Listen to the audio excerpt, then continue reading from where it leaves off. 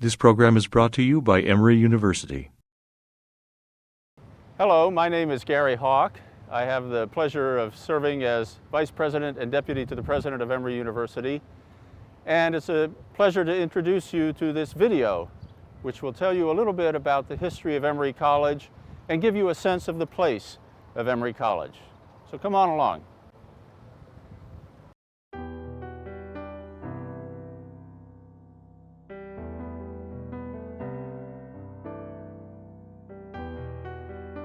We're standing on the Atlanta campus of Emory University. Behind me stands one of the first academic buildings constructed on this campus in 1916.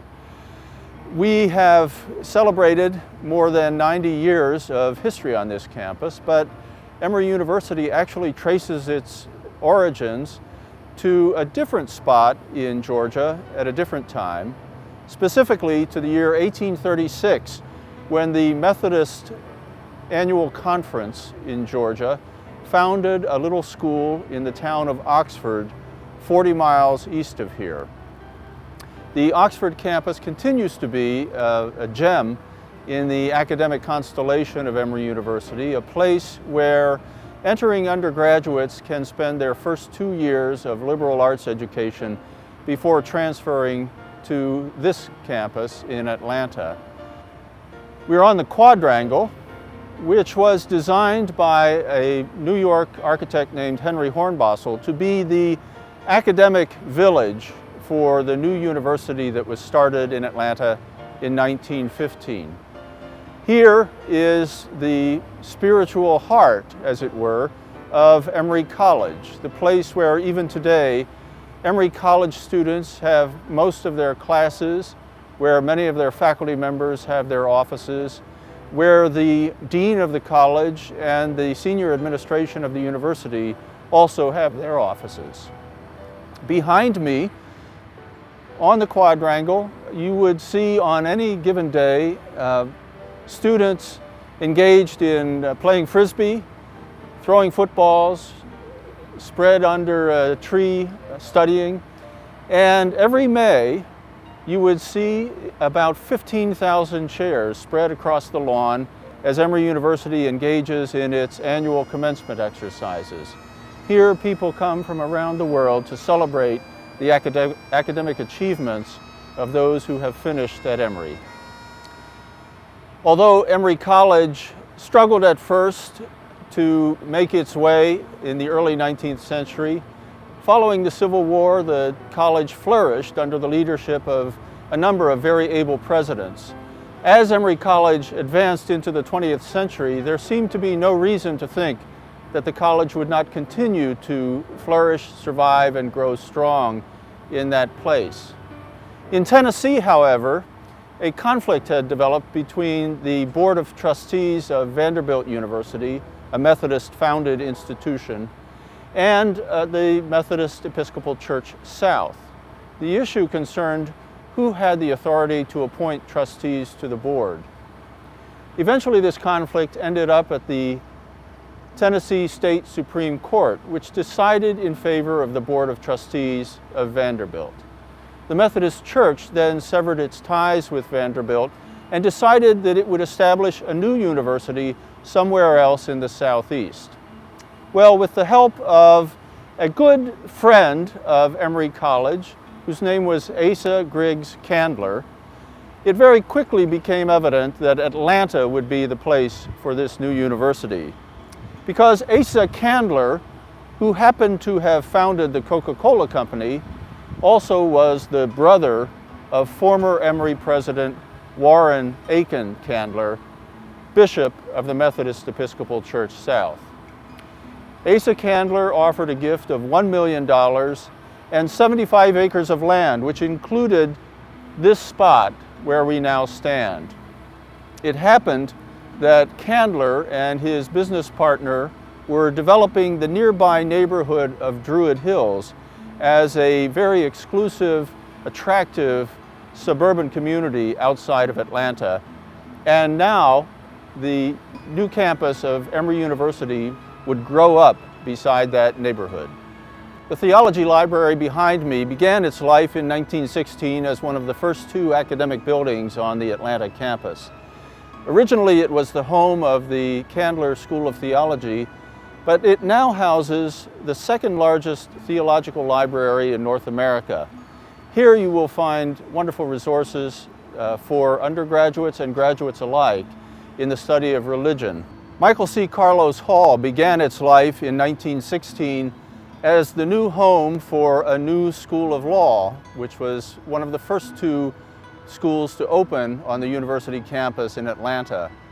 Now it serves as the home for the art history department. You can see on its facade a rather distinctive motif of kind of patchwork of distinctively Georgia marble. This marble was quarried in Tate, Georgia, brought to the campus, and actually used as the forms for poured concrete.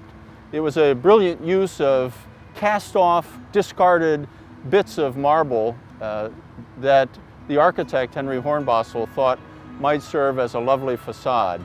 It has become a distinctive feature of all of Emory's architecture. Next door to Carlos Hall is the Michael C. Carlos Museum, named for the same generous benefactor who gave the funds to renovate Carlos Hall. The museum goes back some 90 years to a collection established by a member of the theology faculty. Since then, it has grown to include treasures in Roman and Greek archaeological and art artifacts, pre-Columbian art, and particularly Egyptology. The collections here are used by many of the Emory College departments, including art history, history, English, anthropology, for all sorts of remarkable studies. It is a teaching collection as well as a wonderful place to visit. Cannon Chapel rises next to White Hall, which is one of the principal homes of the undergraduate experience at Emory. Cannon Chapel was constructed in 1979 and 1980, and it provided the occasion for the first visit of a sitting United States president to the Emory campus. President Jimmy Carter attended the groundbreaking ceremony, giving the keynote address and receiving an honorary degree. It was, in fact, his introduction to the university where just a few years later he would become University Distinguished Professor, the only sitting president to hold a distinguished university chair, and he continues to speak to the freshman class every year during the fall semester. The official mascot for athletics at Emory is Swoop, the eagle, but the unofficial mascot is this character, Dooley. In fact, he goes by the full name James W. Dooley, taking the first name and the middle initial of the current president of the university. This is a tradition that goes back more than 100 years to the Oxford campus, where the skeleton in the biology laboratory first made himself vocal through a publication in the Emory monthly student magazine, The Phoenix. Ever since then, Lord Dooley, as he's known, has made himself apparent throughout campus, particularly during Dooley's Week in the spring, but at other times as well, as a kind of lord of misrule, a prankster, the unofficial conscience of the campus, and occasionally a character who can be seen on the quadrangle and elsewhere doling out Valentine roses to young men and women on the campus. The original dining hall for Emory College students was constructed in the 1920s, about on this spot, but it was a wooden structure that was destroyed by fire in 1925. So 2 years later, the university constructed this new building. 1927 saw the opening of a combination dining hall and auditorium. After World War II, this building was enlarged to create the Alumni Memorial University Center, which served as the student center for more than 4 decades. But by the time of the mid-1980s, as student enrollment in the college grew, pressure on that space increased dramatically, and it was clear that the university would have to enlarge the Alumni Memorial University Center. And so they commissioned the architect John Portman to develop an addition with the caveat that this beautiful facade should be preserved. John Portman's solution to the problem: create this lovely atrium known as the Coca-Cola Commons.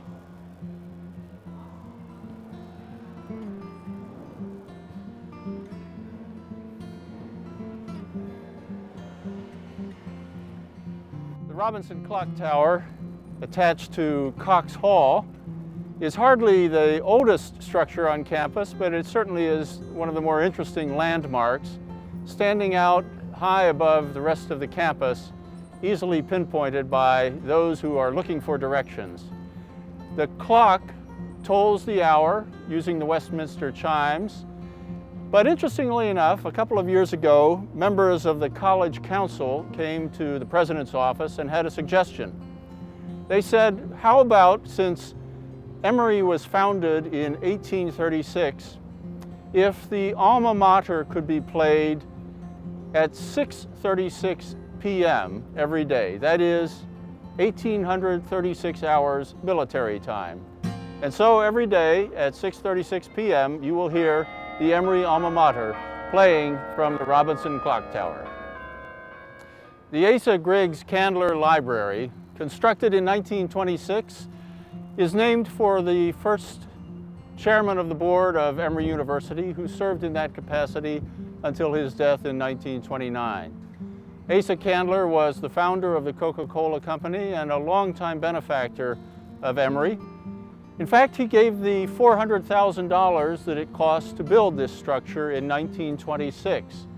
Some 30 years later, it was renovated, again, interestingly, for a cost of about $400,000. But by the 1990s, it had begun to deteriorate from overuse and overcrowding.